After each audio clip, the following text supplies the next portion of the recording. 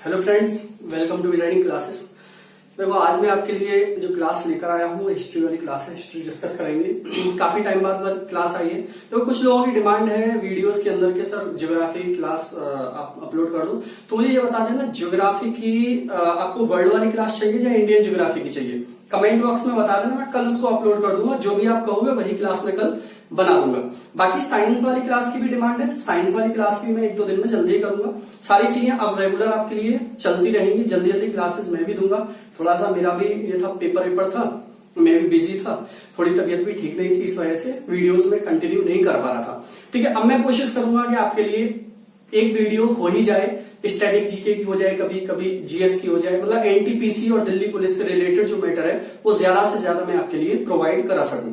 लक्ष्य तो मेरा किसी भी एग्जाम के लिए होता है, चाहे वो आप यूपीएससी दो, किसी का दो, क्योंकि मैं जीएस जो पढ़ाता हूं वो ऑल ओवर एग्जाम के लिए है। कोई सा भी एग्जाम दोगे आपको सब में बेनिफिट करेगी। चलो शुरुआत करते हैं, ज्यादा टाइम ना वेस्ट करते हुए।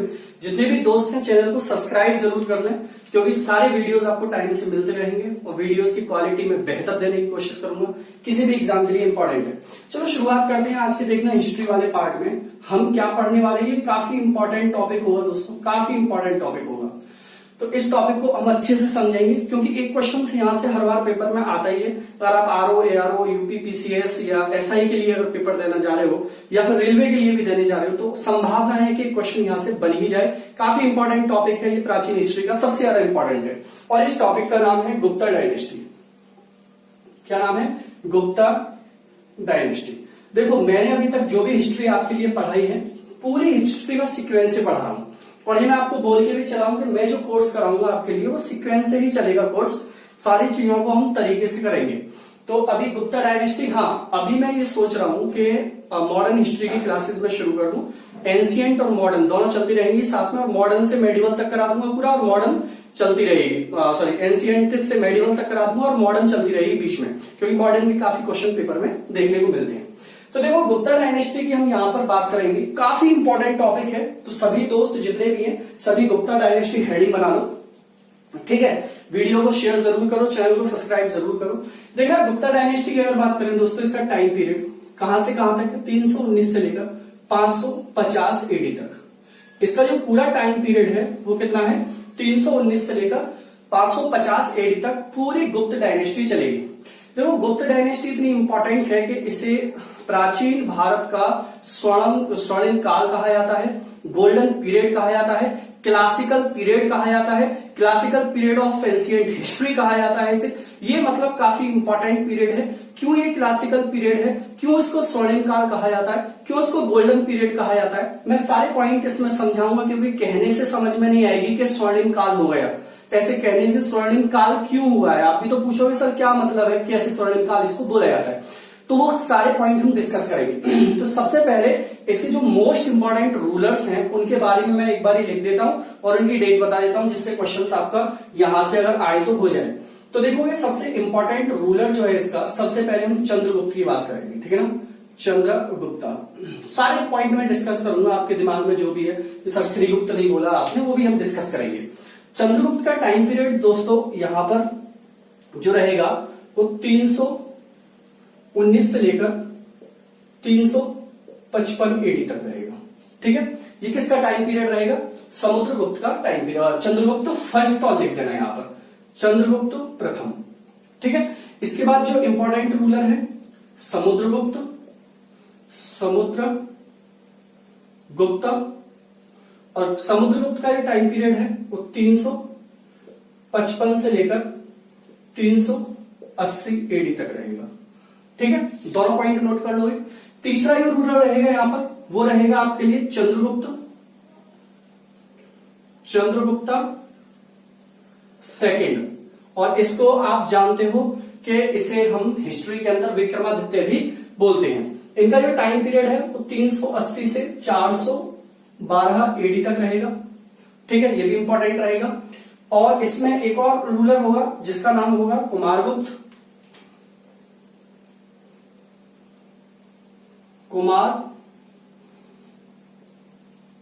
गुप्ता।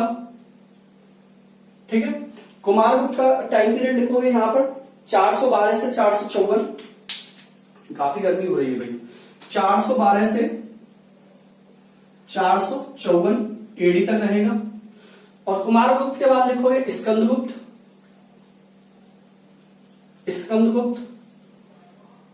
और स्कंदगुप्त का जो टाइम पीरियड है दोस्तों वो 454 से 467 एडी तक रहेगा। ठीक है, तो ये तो काफी इंपॉर्टेंट रूलर हैं। बाकी के थोड़े बहुत और होंगे यहाँ पर, जैसे विष्णुगुप्त वगैरह जो भी हैं उनको भी मैं डिस्कस करूंगा। लास्ट रूलर कौन है, फर्स्ट रूलर कौन है, वो भी डिस्कस करेंगे। लेकिन जो वास्तव में आपको पढ़ने गुप्ता डायनेस्टी के अंदर जो पढ़ना है वो ये रूलर है। चंद्रगुप्त प्रथम है, समुद्रगुप्त है, ये सीक्वेंस और है इनका भाई, ये कहीं कोई छोटा नहीं है, ये नहीं आगे पीछे से लिख दिया हूं मैंने, क्योंकि आप टाइम का अगर देखोगे तो टाइम बिल्कुल चल रहा है सीक्वेंस में। चंद्रगुप्त प्रथम है, समुद्रगुप्त है, चंद्रगुप्त सेकंड है, विक्रमादित्य जिसको बोलते हैं, कुमारगुप्त है और स्कंदगुप्त है। एक बार सभी स्क्रीनशॉट ले लोगे इसका फटाफट से, फिर आगे बढ़ते हैं। फटाफट स्क्रीनशॉट ले लो। ठीक है, अब देखोगे एक एक करके इसमें हम बात करेंगे दोस्तों। यहाँ पर मैं रफ करता चला जाऊंगा। तो सबसे पहले देखोगे अगर हम यहाँ पर डायनेस्टी की बात करते हैं, गुप्ता डायनेस्टी की अगर हम बात कर रहे हैं दोस्तों यहाँ पर, तो गुप्ता डायनेस्टी की यहाँ पर जो स्थापना हुई है, यहाँ पर मैं लिख सकता हूं कि गुप्ता डायनेस्टी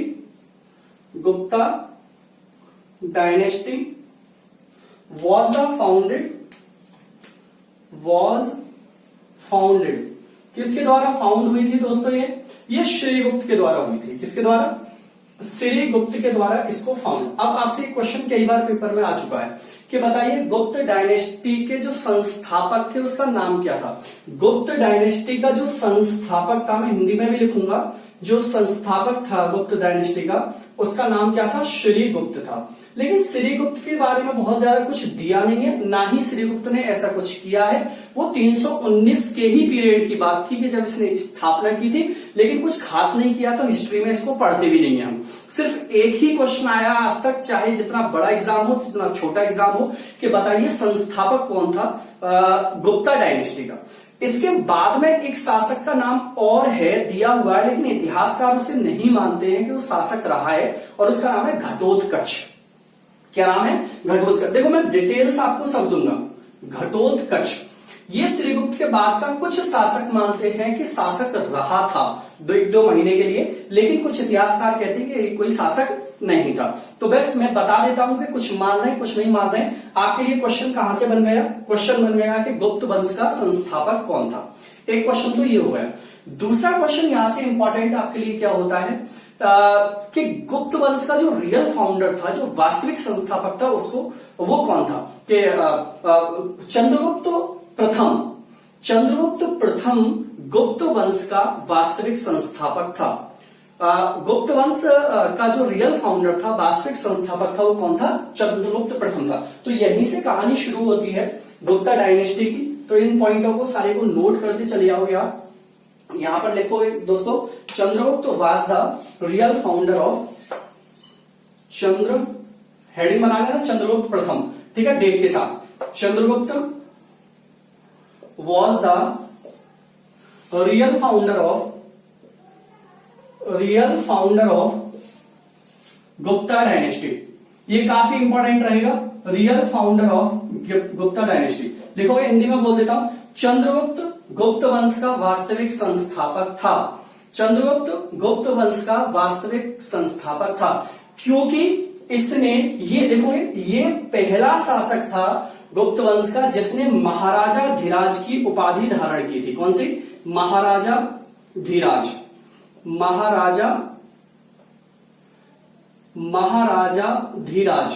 महाराजा धीराज की उपाधि किसके द्वारा धारण की गई थी? काफी इंपॉर्टेंट है भाई ये क्वेश्चन। देखो मैं गारंटी से दे रहा हूं आपको ये लिख के कि आप मुझसे हिस्ट्री पढ़ लो, पॉलिटी पढ़ लो, ज्योग्राफी पढ़ लो, और आप आरओ, एआरओ और यूपीपीसीएस के प्री में बैठ जाना अगर आपका सिंगल क्वेश्चन भी यहां से गलत हो जाए। मैं गारंटी लेकर दे रहा हूं आपको। आरओ का पेपर हुआ है, मेरे पढ़ाए हुए को उठा लो। जिस बच्चे ने मुझसे पॉलिटी पढ़ी है आज तक क्लास के अंदर, वो बच्चा पूरी पॉलिटी को खोल के एक एक क्वेश्चन उठा के देख ले। अगर उसका एक भी क्वेश्चन पॉलिटी में गलत हो जाए, मैं शर्त लगा के कह सकता हूं। सिर्फ आप पढ़ाई पे ध्यान दो और वीडियो को शेयर करो, जोड़ो जरूर भाई लोगों को। देखो मेरा उत्साह तभी बढ़ेगा जब आप जोड़ोगे। कम लोग होंगे, सब्सक्राइबर नहीं बढ़ेंगे, मैं भी बंद कर दूंगा। आप शेयर करोगे, लोग बढ़ेंगे, बोलोगे, बढ़ेंगे। एक आध दो को रोज बोला करो। तो मैं क्या बोल रहा हूं यहां पर कि चंद्रगुप्त प्रथम जो था वो रियल फाउंडर था, वास्तविक संस्थापक था गुप्त डायनेस्टी का, और ये पहला शासक था जिसने महाराजा धीराज की उपाधि धारण की थी। किसकी उपाधि धारण की थी? महाराजा धीराज की उपाधि धारण की थी। लिख लोगे नोट पॉइंट में। आगे देखो, इसकी जो पत्नी थी चंद्रगुप्त प्रथम की, इसकी पत्नी का नाम क्या था? Kumar Devi. Very very most important, Kumar Devi इसकी पत्नी का नाम था। किसकी पत्नी थी दोस्तों? ये चंद्रगुप्त प्रथम की पत्नी थी। ठीक है, चंद्रगुप्त फर्स्ट। चंद्रगुप्त फर्स्ट की वाइफ का क्या नाम था? कुमार देवी था। और ये कुमार देवी जो थी ये कहां की थी? लिच्छवी की राजकुमारी थी। कहां की दोस्तों? लिच्छवी की राजकुमारी थी। अब बताओ मुझे फटाफट से कि लिच्छवी कहां पर पड़ता है। मैं कई बार आपको बता चुका हूं, सारी चीजें मैं करा चुका हूं, जल्दी से बताओ कमेंट में। देखो, मैं अगर कोई क्वेश्चन पूछता हूं तो ये वेट मत क्या करो कि मैं आपको लिखूंगा तब आप बताओ, जल्दी से कमेंट में जाओ और फौरन आंसर दो। लिच्छवी कहां पर है भाई? कितनी बार बता चुका हूं मैं आपको भाई, कितनी बार बताया है कि लिच्छवी कहां पर है? वैशाली में। कहां पर है? वैशाली में। पुरानी वीडियोस देखो, बदतमीजो, पढ़ोगे थोड़ी ना आप लोग, बस नंबर आ जाए फ्री में, बिना पढ़े बिना मेहनत के नंबर मिल जाए आपको, नौकरी मिल जाए।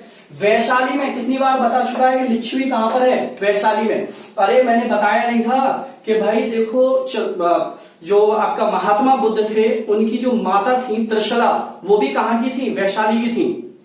और जो राजा चेतक था वो भी कहां का राजा था? वैशाली का राजा था। तो ये लिच्छवी जो आता है वो किसके अंतर्गत आता है? वैशाली के अंतर्गत आता है। तो वैशाली का ये इसकी जो पत्नी थी कुमार देवी, वैशाली की वैशाली लिच्छवी, वैशाली के लिच्छवी की शासिका थी। ठीक है, तो कुमार देवी से इसने विवाह किया था।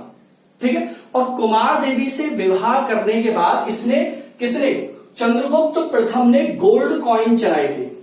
गोल्ड कॉइन, सोने के सिक्के, सोने के सिक्के चलाए थे। किसने? सोने के सिक्के का प्रचलन किया था अपने टाइम पर। किसने? चंद्रगुप्त प्रथम ने। ठीक है, सोने के सिक्के इसने चलाई, और सोने के सिक्के चलाने के बाद इसने अपनी पत्नी कुमार देवी के नाम से ये सिक्के चलाए थे। मतलब सिक्कों के ऊपर कुमार देवी का नाम लिखा होता था। भाई प्रेम, लोग क्या क्या नहीं कर रहे प्रेम में, ताजमहल बनवा गए, कोई सिक्कों पे लिखवा रहा है, पता नहीं आप क्या करोगे भाई, कर लो कुछ। ठीक है, हाँ तुम भी किसी सिक्के पे नाम लिखवा लेना फिर। तो देखो, कुमार देवी जो थी चंद्रगुप्त फर्स्ट की वाइफ थी, और कुमार देवी लिच्छवी की रानी थी। क्लियर? लिच्छवी वैशाली के अंदर है। क्लियर? कुमार देवी देखोगे चंद्रगुप्त प्रथम ने सोने के सिक्के जारी कराए थे, चलाए थे, और उस पर कुमार देवी अपनी पत्नी का नाम लिखा था। काफी इंपॉर्टेंट पॉइंट है, यहां तक कहानी समझ में आ गई होगी मेरे हिसाब से। ठीक है, नोट करके चले आओ। एक काफी इंपॉर्टेंट पॉइंट, बहुत वेरी वेरी इंपॉर्टेंट। ठीक है, आपसे पूछेगा कि गुप्त कैलेंडर की शुरुआत किसके द्वारा की गई थी? ही स्टार्टेड गुप्ता कैलेंडर, और कब की गई थी? He started Gupta calendar. Gupta calendar ये काफी इंपॉर्टेंट है दोस्तों। गुप्ता कैलेंडर कब शुरू किया गया था? देखो, गुप्ता कैलेंडर शुरू हुआ 319 में। कब हुआ? 319 में। और 319 में शासक कौन था भाई? चंद्रगुप्त प्रथम। इसका मतलब गुप्त कैलेंडर की शुरुआत किसके द्वारा की गई थी? चंद्रगुप्त प्रथम के द्वारा की गई थी। अब देखो क्वेश्चन क्या पूछा है यहां से। क्वेश्चन क्या पूछा पेपर वाले ने? बताइए, शक कैलेंडर और गुप्त कैलेंडर के बीच में कितना डिफरेंस है?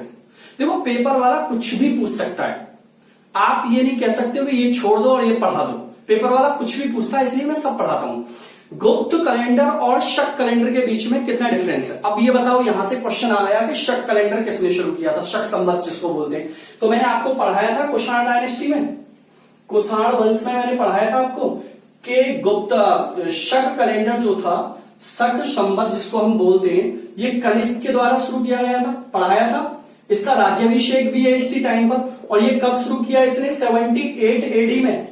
कब शुरू किया? 78 एडी में। जबकि चंद्रगुप्त मौर्य ने गुप्त कैलेंडर कब शुरू किया? 319। तो दोनों के बीच में कितना डिफरेंस आ गया? बताओ मैथमेटिशियन हो, आर्यभट्ट हो, मैथ में लगे रहते हो लोग। कितना आ गया? 241 एडी। कितना आ गया? 241 एडी का डिफरेंस। मतलब गुप्त कैलेंडर और शक कैलेंडर के बीच में कितना डिफरेंस है? 241। अब देखो, ये हमें याद रहे ना रहे कोई फर्क नहीं पड़ेगा।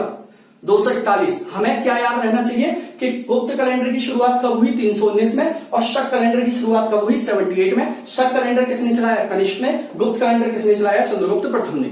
इतना याद कर लो, आंसर अपने आप आ जाएगा। 241 याद रहे तो डायरेक्ट मार दो, नहीं तो निकाल दोगे उसे। तो हमें अच्छे से पढ़ना है, वही मैं बार बार बोलता हूं। तो यहां तक क्वेश्चन क्लियर है आपका। तो ये चीजें जो कराई थी वो चंद्रगुप्त प्रथम के टाइम पर हुई, ठीक है। इसकी रानी का नाम क्या था, वो सारे पॉइंट देखो कैसे कैसे क्वेश्चन पूछ लेता है। एक बार यूपीपीसीएस ने, यूपीपीसीएस बहुत उठपटांग क्वेश्चन पूछता है, यूपी वाले की बात कर रहा हूं मैं।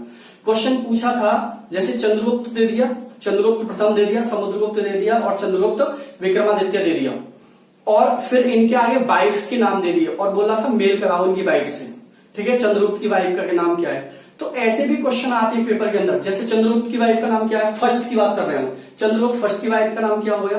कुमार देवी हो गया। समुद्रगुप्त की वाइफ का नाम क्या हो गया? दत्ता देवी हो गया।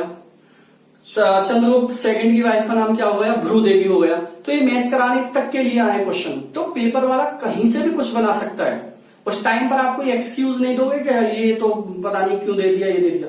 भाई आपको बोला है उसने पढ़ो, ये सिलेबस है, ये पढ़ना ही पड़ेगा आपको, ठीक है। तो यहां तक आपका क्लियर हुआ भाई। आगे जल्दी से बढ़ते हैं, फटाफट से इसको नोट करके अलग हटाओ। अब दूसरी इसमें हेडिंग जो डालोगे, समुद्रगुप्त के बारे में बात करेंगे हम। समुद्रगुप्त का टाइम पीरियड भी डालोगे यहां पर। समुद्रगुप्त का टाइम पीरियड कितना बताया था, फटाफट से डालो। 355 से लेकर 380 तक समुद्रगुप्त। हेडिंग बनाओ जल्दी से, समुद्रगुप्त। काफी इंपॉर्टेंट है, very very most important. Paper में यहां से बहुत क्वेश्चन आते हैं। वैसे तो सभी जितने भी गुप्त रूलर मैं पढ़ाऊंगा सभी इंपॉर्टेंट हैं, लेकिन थोड़ा सा फोकस ज्यादा कर लेना इससे। तो 355 से लेकर 380 एडी तक का इसका टाइम पीरियड है। टाइम पीरियड से हमें याद रहती हैं चीजें सीक्वेंस के हिसाब से, इसलिए टाइम पीरियड जरूर याद क्या करो। और पेपर वाला कई बार तो टाइम पीरियड लगवा लेता है, नहीं तो आरओ का पेपर हुआ है, आप उठा के देखो उसमें डेट कितनी पूछी है। ऐसी ऐसी डेट पूछी है, हालत खराब हो जाएगी आपको, ठीक है। डेट याद रखनी पड़ती है, मैचिंग कराता है पेपर में। अच्छा एग्जाम निकालना है, मैचिंग करनी पड़ेगी। और मैं गारंटी दे रहा हूं इस बात की कि तुम पढ़ो, और सही से मैंने पढ़ा दिया, सारी चीजें मैंने पढ़ा दी, तो आपका आरओ पीसीएस तक निकलवा दूंगा मैं टेस्ट, ठीक है। तो समुद्रगुप्त की बात करें तो सबसे इंपॉर्टेंट बात समुद्रगुप्त के बारे में, इसने लिच्छवी दोहित्र की उपाधि धारण की थी। समुद्रगुप्त कॉल्ड लिच्छवी दोहित्रा। लिच्छवी दोहित्रा क्या है, ये काफी इंपॉर्टेंट है, ठीक है। लिच्छवी दोहित्र, इसने लिच्छवी दोहित्र की उपाधि धारण की थी। पहला पॉइंट आप नोट करोगे सभी के सभी। लिच्छवी दोहित्र का मतलब क्या है यहां पर ये समझना। इंग्लिश में इसको बोलेंगे समुद्रगुप्ता कॉल्ड ग्रांड सन, मतलब इसको इंग्लिश में क्या बोलेंगे, ग्रांड सन। इंग्लिश में क्या बोलेंगे, ग्रांड सन। लिच्छवी दोहित्र कहा जाता था। तो इसका मेन रीजन क्या है, इसका रीजन ये है कि जो समुद्रगुप्त था, इसकी माता का नाम क्या था, कुमार देवी। ध्यान से सुनना भाई, कुमार देवी। सब बारीक बारीक बातें बताता चला जाऊंगा, टेंशन मतलब आपको कोई पॉइंट नहीं छूटेगा। कुमार देवी इसकी माता थी, ठीक। और ये रानी कहां की थी, लिच्छवी की थी भाई, थी नहीं थी। इसका मतलब समुद्रगुप्त की जो ननिहाल हुई वो क्या हो गई भाई, इसकी जो ननिहाल हुई वो क्या हो गई, लिच्छवी हो गई। तो यहां पर जो दोहित्र वर्ड है, दोहित्र का मतलब होता है यहां पर नाती, सॉरी नवासा, क्या बोलते हैं हमारी उसमें, नवासा। नवासे का मतलब हो गया कि यहां पर जो ननिहाल है, समुद्रगुप्त की जो ननिहाल है, उस ननिहाल को क्या बोला जाएगा, दोहित्र बोला जाएगा, ठीक है। तो भाई देखना, इसकी जो माता थी वो रानी थी लिच्छवी की, और लिच्छवी क्या हो गई, इसकी ननिहाल हो गई। और ननिहाल को बोलते क्या है, दोहित्र भी बोला जाता है। तो इसलिए इसने उपाधि कौन सी ले ली, अपनी लिच्छवी दोहित्र की उपाधि ले ली। क्लियर हो गया पॉइंट। दोहित्र का मतलब क्या होता है, ननिहाल के पक्ष से जब हम लिंक हो जाते हैं तो उसे दोहित्र बोलते हैं। जैसे आप अपनी ननिहाल की कोई उपाधि ले लो दोहित्र लगा के, ठीक है ना। क्लियर है भाई, तो क्लियर हो गया पहला पॉइंट यहां पर, इसने लिच्छवी दोहित्र की उपाधि धारण की थी, ठीक है। इसकी माता थी यहां की, तो क्लियर हो गया पॉइंट। दूसरा पॉइंट इसमें नोट करोगे दोस्तों फटाफट से, इसके बारे में जो इंपॉर्टेंट जानकारी मिलती है समुद्रगुप्त के बारे में, जो इंपॉर्टेंट रिसोर्सेज है, most important resources of Samudragupta, about Samudragupta, वो क्या है, मोस्ट इंपॉर्टेंट रिसोर्सेज इसका वो है प्रयाग प्रशस्ति। प्रयाग प्रशस्ति, प्रयाग प्रशस्ति मोस्ट इंपॉर्टेंट, ठीक है ना, बहुत महत्वपूर्ण स्रोत है समुद्रगुप्त के बारे में जानकारी देने के लिए। ठीक है, हिंदी में भी लिख देता हूं मैं, प्रयाग प्रशस्ति। देखो प्रयाग प्रशस्ति को एक्चुअल में इंग्लिश में प्रशस्ति का मतलब होता है यूलोजी, यूलोजी, और यूलोजी को हम बोलते हैं हिंदी में प्रशंसा करना। क्या बोलते हैं? प्रशंसा करना। तो इसका मतलब ये हो गया कि जिस किसने भी ये प्रयाग प्रशस्ति लिखा होगा, वो प्रयाग प्रशस्ति क्यों लिखा गया होगा?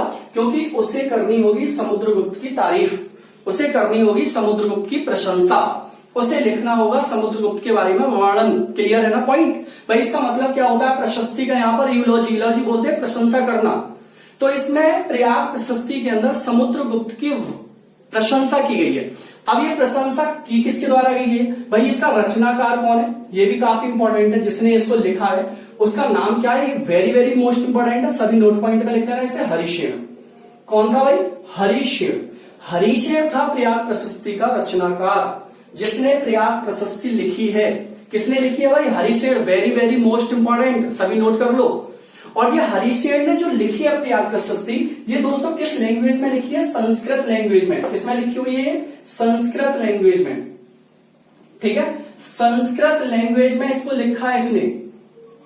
किस लैंग्वेज में लिखा है? संस्कृत लैंग्वेज में लिखा है। काफी इंपॉर्टेंट। तो ये आपसे पूछे क्वेश्चन कि बताइए समुद्रगुप्त के बारे में जानकारी देने का सबसे इंपॉर्टेंट रिसोर्सेज क्या है? तो आंसर क्या दोगे? प्रयाग प्रशस्ति। प्रयाग प्रशस्ति का मतलब क्या होता है? प्रशंसा करना होता है। प्रयाग प्रशस्ति के रचनाकार कौन है? हरिशेन है। और हरिशेन ने इसको किस लैंग्वेज में लिखा है? संस्कृत की लैंग्वेज में लिखा है। ठीक है, एक ये वाली बात। दूसरी इंपॉर्टेंट बात, जो हरिशेन था वो समुद्रगुप्त का विदेशी एक तरीके से फॉरेन मिनिस्टर जिसको बोलते हैं, विदेश मंत्री भी था। तो यहां पर आप पॉइंट लिख दोगे, Harishena was the foreign minister of Samudragupta. ठीक है, हरिशेन समुद्रगुप्त का विदेश मंत्री भी था। लिखोगे पॉइंट? हरिशेन, लिख देता हूं, हरिशेन समुद्रगुप्त का विदेश मंत्री था, विदेश मंत्री था। एक और पॉइंट लिखोगे बहुत इंपॉर्टेंट, कि इसके अलावा हरिशेन समुद्रगुप्त का दरबारी कवि भी था। कौन था? दरबारी कवि, दरबारी। He also court poet of Samudragupta, दरबारी कवि। ठीक है, तो ये दरबारी कवि भी था, इसका कोर्ट पोइट भी था। किसकी बात कर रहा हूं मैं? हरिशेन की बात कर रहा हूं। हरिशेन को याद रखना काफी इंपॉर्टेंट है। हरिशेन कौन था? इसका समुद्रगुप्त का विदेश मंत्री भी था, फॉरेन मिनिस्टर भी था और दरबारी कवि भी था। क्लियर यहां तक पॉइंट? मेरे ख्याल से कोई दिक्कत वाली बात नहीं हो रही होगी। अब देखो, अगर समुद्रगुप्त के बारे में और बात करें दोस्तों, तो समुद्रगुप्त ने 5 अलग अलग दिशाओं के अंदर अभियान किए। और समुद्रगुप्त एक ऐसा शासक रहा है अपने टाइम का जो कभी कोई युद्ध हारा नहीं है। समुद्रगुप्त कभी सक्सेसफुल सक्सेसर कहा जाता है, इसको एक महान की कैटेगरी तक में रखा जाता है। समुद्रगुप्त को इसकी बहुत तारीफ की जाती है। ठीक है, आगे भी मैं बताऊंगा किस किसने इसको क्या बोला है, वो आप भी जानते हो। ठीक है, तो इसने 5 दिशा, वैसे तो 4 दिशा होती है, लेकिन हम एक एक और निकाल लें उनके बीच से, तो 4 और निकल आती है, तो 8 हो जाती है, मेन 4 होती है। इसने 5 अलग अलग दिशाओं में अपने अभियान किए दोस्तों, और सब अभियान इसके सक्सेसफुल थे। अब देखो, इसने जो एक अभियान किया था, वो जो आर्यव्रत शासक थे, 9 आर्यव्रत शासकों के खिलाफ किया था, और 9 आर्यव्रत शासकों को इसने हराया था। तो इसमें लिखोगे, इसमें लिखोगे समुद्रगुप्त ने अपने 5 अलग अलग दिशाओं में 5 अभियान किए। लिखोगे पॉइंट, 5 अलग अलग दिशाओं में 5 अभियान किए। लिखो, इसने 9 आर्यव्रत शासकों को हराया था। काफी इंपॉर्टेंट है भाई, हराया था।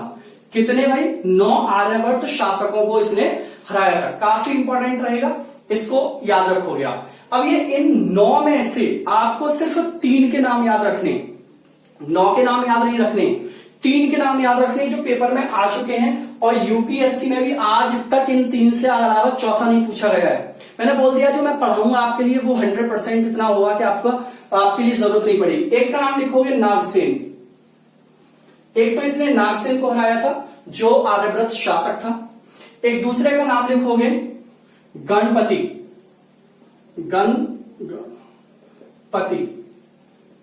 ठीक है, गण। और तीसरे का नाम लिखो अच्युत, ठीक है।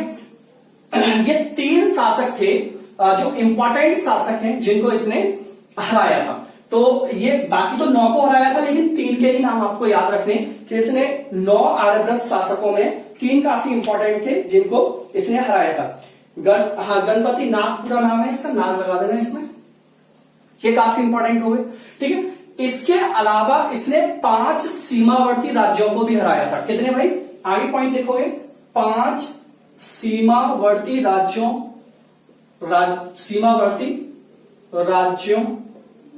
को भी हराया या अपने अंडर किया या इनका इसने अभियान किया। ठीक है ना। जो इसके फ्रंटियर सीमावर्ती को बोलते हैं फ्रंटियर स्टेट, जो 5 फ्रंटियर स्टेट थे वो भी इसने अपने कंट्रोल में करे। 5 सीमावर्ती राज्य कौन कौन से थे, एक का नाम लिखोगे नेपाल। अब आप बोलोगे सर नेपाल तो देश है, पहले नहीं था बेटा। ठीक है, ये नेपाल अभी देश बना है, भारत का हिस्सा था। एक लिखोगे नेपाल, एक लिखोगे कुर्तुरपुर,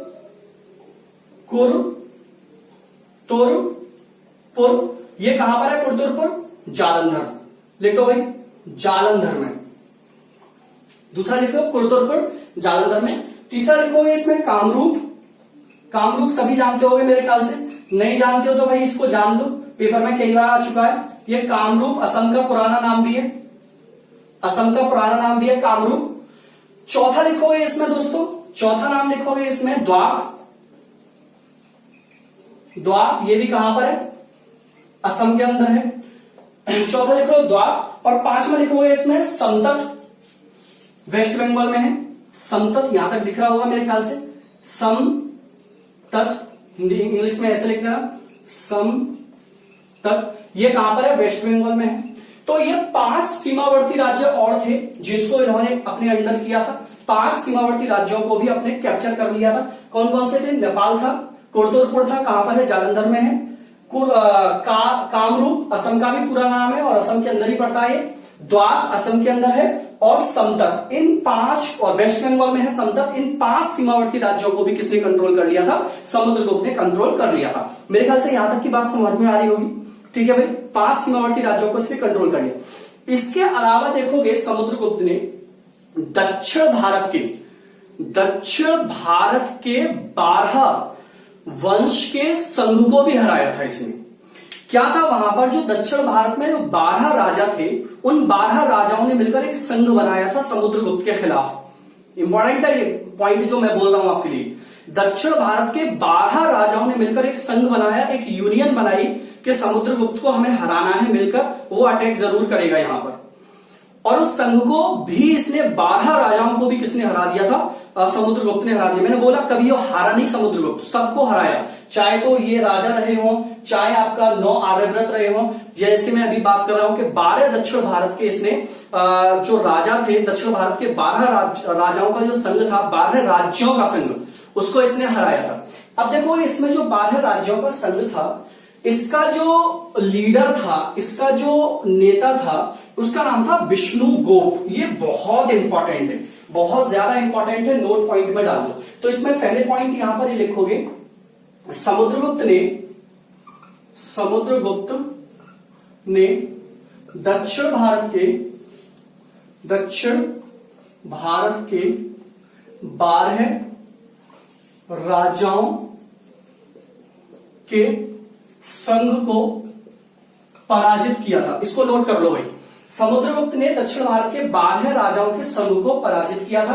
देखो इस संघ का लीडर, इस संघ का नेता, इस संघ का नाम, नेता का नाम क्या था, बहुत इंपॉर्टेंट है बेटा, इसको आप नोट पॉइंट में लिख लो, विष्णुगुप्त। काफी इंपॉर्टेंट है, क्या नाम था इसका, विष्णुगुप्त। जो 12 संघ का, जो 12 राजाओं का संघ था, इनका जो लीडर बना था उसका नाम क्या था, विष्णुगुप्त। ये किस डायनेस्टी से था, पल्लव डायनेस्टी से। कौन से वंश से था ये, पल्लव वंश से। और ये पल्लव वंश कहां पर है दोस्तों, तमिलनाडु में। कहां पर है ये, तमिलनाडु के अंदर ये पल्लव वंश पड़ेगा, जहां पर इसने इनको सबको हराया था। तो काफी इंपॉर्टेंट है, समुद्रगुप्त ने दक्षिण भारत के 12 राजाओं के एक संघ को भी हराया था, जिसका नेता कौन था, विष्णुगुप्त था। विष्णुगुप्त पल्लव डायनेस्टी से बिलोंग करता था, जो तमिलनाडु के अंदर है। इसके अलावा एक पॉइंट और नोट करोगे कि समुद्रगुप्त ने विदेशी राजाओं को भी हराया था। विदेशी शासकों को भी हराया था। ठीक है, तो इसमें भी नोट करोगे, समुद्रगुप्त ने विदेशी आक्रमण भी जीते थे, विदेशी राजाओं को भी हराया था। विदेशी वंश लिख सकते हो यहां पर आप लिखना चाहो तो लिख देना भाई, समुद्रगुप्त ने विदेशी राजाओं या वंश को हराया था। ठीक है, अब इसमें कौन कौन से थे जिनको हराया था, उन दोनों के नाम लिख लोगे आप। एक तो था शक और एक था कुषाण। कौन कौन से वंश को हराया था इसने शक शासकों को हराया था। कौन कौन से शासक थे, शक शासक और कुषाण शासक, इन दोनों को भी इसने हराया था। ये काफी इंपॉर्टेंट रहेगा। ठीक है, काफी इंपॉर्टेंट रहेगा कि समुद्रगुप्त ने विदेशी शासकों को भी हराया था, जिसमें कौन कौन से शासक रहे थे, इसमें शासक थे आपके शक शासक और कुषाण शासक थे। इसके अलावा काफी इंपॉर्टेंट बात क्या है कि जो समुद्रगुप्त था, इसकी पॉलिसीज को देखते हुए कभी हारा नहीं। इसी बात को लेकर एक राइटर हुए, एक लेखक हुए, एक इतिहासकार हुए, जिनका नाम क्या है, V.A. स्मिथ। क्या नाम है, V.A. स्मिथ। ये शायद सभी जानते हो, इस पॉइंट को मैं जो डिस्कस करना चाह रहा हूं। विंस्टेंस आर्थर स्मिथ इनका पूरा नाम है। V.A. स्मिथ ने समुद्रगुप्त को भारत का नेपोलियन कहा है। Very very most important. वैसे तो सभी जानते हो ये वाली बात, लेकिन फिर भी इसको नोट पॉइंट पे लिखोगे कि समुद्रगुप्त को भारत का नेपोलियन कहा जाता है। एक्चुअल में जो नेपोलियन था वो भी ऐसा ही शासक था कि उसने ब्रिटेन को हराया, उसने रशिया को हराया, उसने इजिप्ट को हराया, काफी सारे देशों पर उसने अभियान किए, वो भी नहीं हारता था किसी से। ठीक है, जो नेपोलियन था वो भी नहीं हारता था, और जो हमारा समुद्रगुप्त था भारत के अंदर, ये भी नहीं हारा किसी से। तो इसलिए V.A. स्मिथ ने इसकी तुलना किससे कर दी, नेपोलियन से कर दी। तो V.A. स्मिथ के द्वारा नेपोलियन किसको कहा गया है,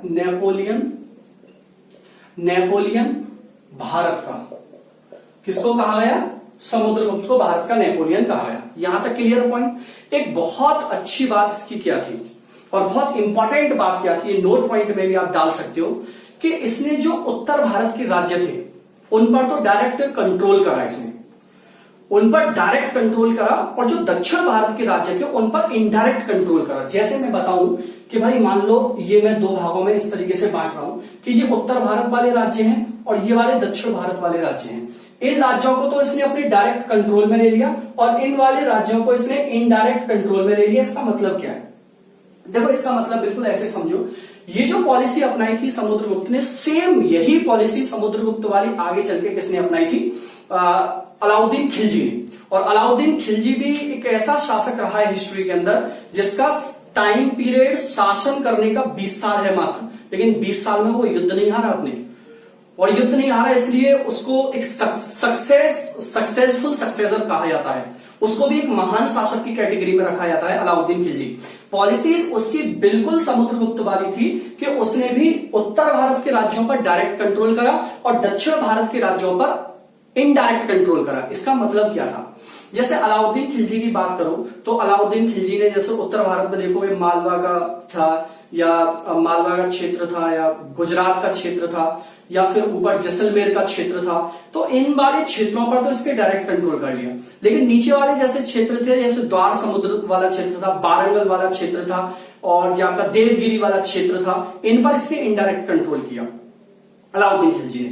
इसी तरीके से समुद्रगुप्त की यह पॉलिसी थी, एक्चुअल में अलाउद्दीन खिलजी ने तो अपनाई थी। समुद्रगुप्त ने यहां पर जो राजा थे उनको अपने डायरेक्ट कंट्रोल में ले लिया, लेकिन दक्षिण भारत के जो राजा थे उनसे बोला, उनको पहले इसने हराया और हराने के बाद उनको फ्री कर दिया कि आप फ्री हो, बस हमको क्या देते रहो, टैक्स देते रहो, हमको क्या देते रहो, कर देते रहो, हम आपसे कुछ नहीं बोलेंगे। और ये इसकी पॉलिसीज इतनी सक्सेस हुई कि दक्षिण भारत के राजा इसको कर देते रहे और इसकी बात चलती रही। बाकी उत्तर भारत के राजाओं पर ये खुद शासन करता था। डिफरेंस यहां पर क्या है कि यहां पर खुद शासन कर रहा है, यहां पर शासन नहीं कर रहा, सिर्फ पैसा ले रहा है। तो इसलिए इसको एक महान शासक की कैटेगरी में भी रखा जाता है। और एक इंपॉर्टेंट बात यहां पर ये लिख लेना भाई, पॉइंट जो मैंने बोला है आपके लिए। एक इंपॉर्टेंट बात ये है कि इसने 2 अश्वमेध यज्ञ भी कराए थे। कौन से कराए थे? 2 अश्वमेध यज्ञ किसके द्वारा कराए गए थे? समुद्रगुप्त के द्वारा कराए गए थे। और समुद्रगुप्त को अपने सिक्कों पर बीड़ा बजाते हुए दिखाया गया है। क्या? बीड़ा, मतलब संगीत प्रेमी था, बीड़ा बजाते हुए दिखाया गया है। तो इसका मतलब ये कह सकते हो कि समुद्रगुप्त जो था वो संगीत प्रेमी था। ये काफी इंपॉर्टेंट है, कई बार इसमें आ जाता है पेपर के अंदर कि बताइए संगीत प्रेमी निम्नलिखित में से कौन था। तो संगीत प्रेमी था, ये काफी इंपॉर्टेंट पॉइंट रहेगा, इस पॉइंट को आप नोट कर लोगे सभी दोस्त। देखो इसने एक उपाधि धारण की थी, उसका नाम है पार का मन। ठीक है, ऐसे लिख दो, पार का मन। बस इतनी बात याद रख लो कि जब अश्वमेध यज्ञ कराए थे इसने, तो इसने एक उपाधि धारण की थी, एक टाइटल लिया था, इसका नाम क्या था, पार का मन था। इसकी वाइफ का नाम मैंने अभी आपको बताया था, दत्ता देवी था। क्या नाम था, दत्ता देवी इसकी वाइफ का नाम था। ये काफी इंपॉर्टेंट रहेगा कि इसकी वाइफ का नाम क्या था, दत्ता देवी था। एक छोटी सी डिस्कस और कर लेता हूं, बाकी इसके बाद लेक्चर में फिनिश कर रहा हूं। छोटा सा पॉइंट है कि इसने जो उत्तर भारत में राज्यों के ऊपर, जैसे मैं यहां बता रहा था कि उत्तर भारत में राज्यों के ऊपर इसने जो कैप्चर किया था, जो डायरेक्ट कंट्रोल किया था, तो उसमें कुछ नीतियां थी इसकी। उन नीतियों के मैं नाम यहां पर लिख देता हूं, आप लोग नोट कर लेना। इससे अगर अच्छा एग्जाम दे रहे हो तभी करना, नहीं तो कोई दिक्कत वाली बात नहीं है। एक का नाम रखोगे राज्योधरण। एक तो पॉलिसी थी राज्योधरण, जिसके तहत ये क्या करता था कि जो राज्य होते थे उन पर डायरेक्ट कंट्रोल करता था, उनको डायरेक्ट अपने अधिकार क्षेत्र में रह लेता था, राज्योधरण नीति के तहत। दूसरी जो नीति थी उसकी, वो थी परिचालीकृतम।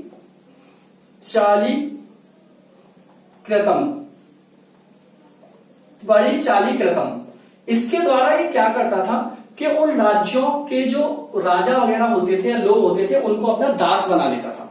ये दूसरी नीति थी। ठीक है, तीसरी नीति के तहत ये क्या करता था, सर्व कर दाता, कि भाई जितने भी लोग इसके कंट्रोल में हैं, जितने भी राजा हैं, वो सब क्या देंगे, इसको कर देंगे। ठीक है, चौथी नीति क्या थी इसमें इसकी, चौथी थी ग्रहण मुच्छामुग्रह। ग्रहण मुच्छामुग्रह, इसका मतलब क्या था ग्रहण मुच्छामुग्रह का, कि ये जिस राज्य को, जैसे दक्षिण भारत के राज्य मैंने बताया स्पेशली इसमें, कि दक्षिण भारत के राज्यों को ये कैप्चर करता था, उनको हराता था, हराने के बाद फिर उनको फ्री कर देता था। इसका मतलब क्या था कि इनको फ्री कर देता था। पहले तो इनको जीतता था, जीतने के बाद फ्री करके फिर इनसे क्या लेता था कि भाई आप हमको टैक्स दो। तो ये वाली नीति कौन सी थी, ग्रहण मुच्छामुग्रह। ठीक है, एक लास्ट और थी, पांचवी, इसमें लिखोगे, इसमें आत्मनिकेतन कन्योपायम गरुड़ दायित्व। ये देखो, ये एक और नीति थी जिसके तहत ये क्या करता था, फॉरेन जो स्टेट होते थे उनको अपने कंट्रोल में लेता था। ठीक है, आत्मनिकेतन कन्योपायम गरुड़ दायित्व, ये एक नीति थी जिसके तहत ये विदेशी स्टेट्स को अपने कंट्रोल में ले लेता था। और ये गरुड़ का मतलब है कि ये गरुड़ के गरुड़ के हिसाब के अपने सिक्के वगैरह यहां से इसने चलवाए थे। तो ये समुद्रगुप्त के बारे में पूरी डिटेल्स थी। मेरे ख्याल से समुद्रगुप्त से सारी कहानी आपको समझ में आई होगी। वीडियो को शेयर जरूर करना, लाइक जरूर करना, कमेंट जरूर करना। अगली वीडियो कल आपको जैसे कमेंट करोगे उसके हिसाब से मैं वीडियो कल आपके लिए अपलोड करूंगा। चलो दोस्तों, जय हिंद, टाटा बाय बाय।